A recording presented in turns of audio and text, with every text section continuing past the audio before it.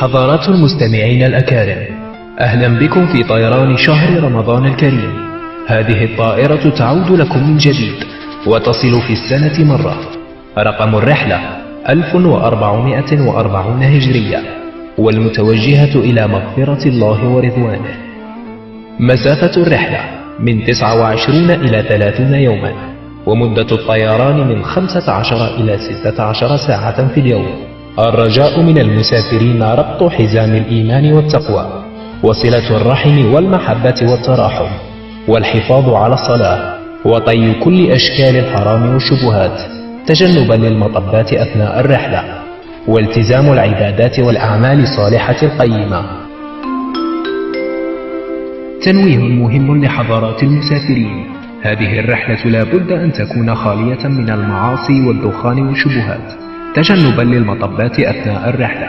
قائد الرحلة القرآن الكريم، ونتمنى لكم رحلة سعيدة موفقة مليئة بالصبر والتقوى، لكي تنالوا رضا الله سبحانه وتعالى. ومع أروع رحلة في العمر وأكثرها قيمة، رحلة شهر رمضان المبارك، وكل عام وأنتم بألف خير.